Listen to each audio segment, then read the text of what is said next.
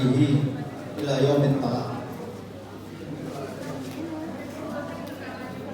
Yang saya hormati dan yang berbahagia pengantin ya, saudara Alifian dan saudari Ulfa dan seluruh keluarga dan para hadirin, bapak-bapak, ibu-ibu yang berbahagia.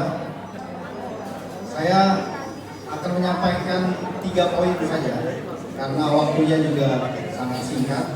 Yang pertama, pernikahan itu harus dimulai dengan niat yang betul.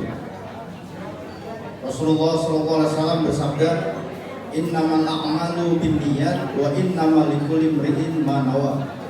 Faman kana hijratuhu lillahi wa rasulihi fa hijratuhu ila ma hajara ilaihi.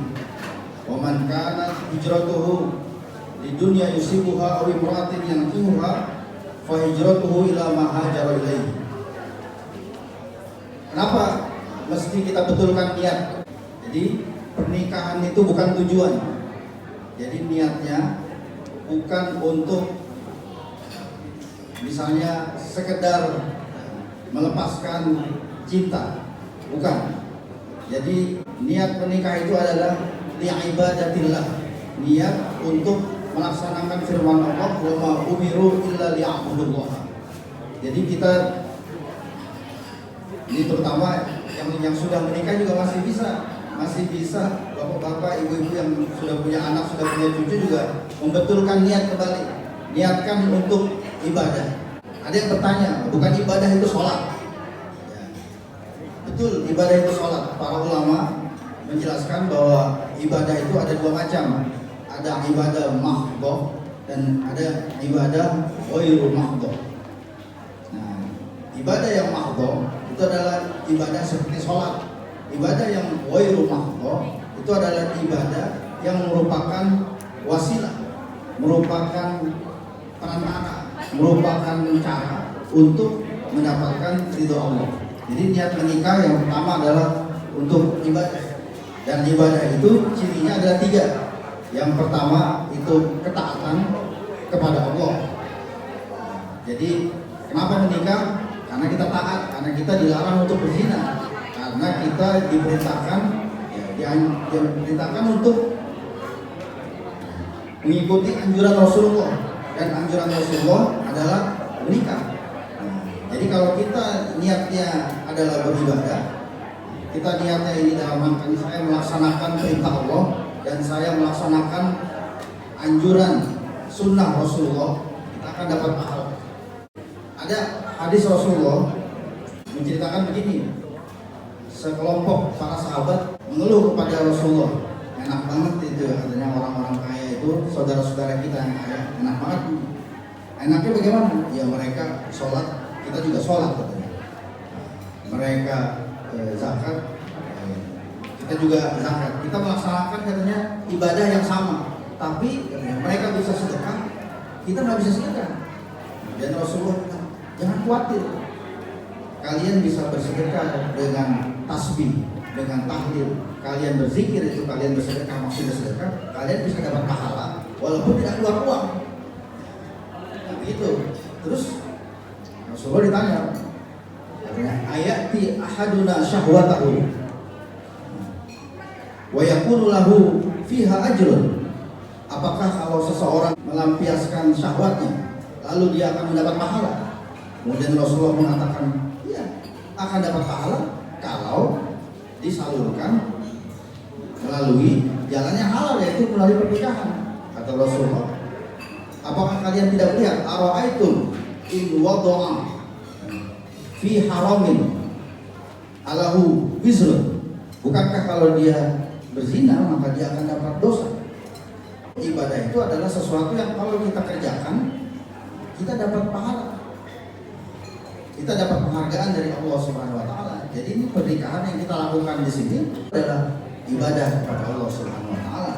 Dan kalau kita niatkan begitu, kita berpahala. Kata Syekh bin Baz, yang tidak diniatkan, pekerjaan, perbuatan yang tidak disertai dengan niat, maka tidak ada gunanya. Ma yanfa, berbuat baiklah kepada perempuan, kepada kaum perempuan. Kaum perempuan itu ibu kita, adik-adik kita, saudara-saudara kita, putri-putri kita, dan keluarga kita, istri kita. Kata Rasulullah, khiyarukum li ahlikum.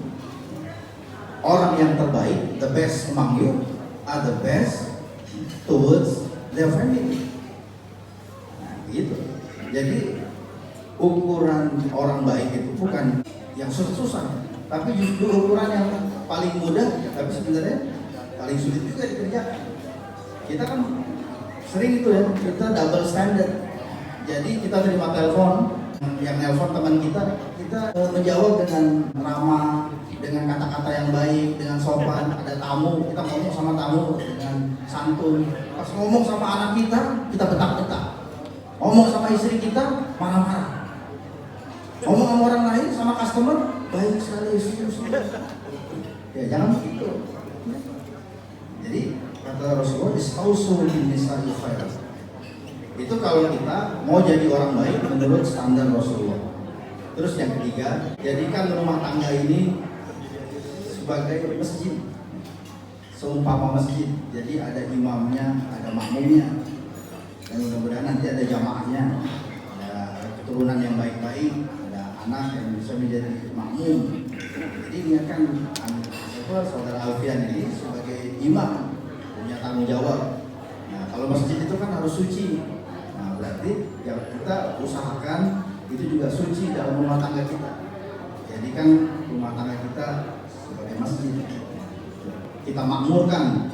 Jadi jangan udah buat rumah bagus-bagus, lebih sering keluyuran, lebih sering di luar rumah daripada di dalam rumah. Nggak betah di rumah, jangan begitu. Jadi kita harus memakmurkan masjid itu, kita ya rindu kembali ke rumah. Ya istilahnya slogannya itu baiti jannati. Jangan lebih betah sama teman-teman nongkrong di luar daripada di rumah.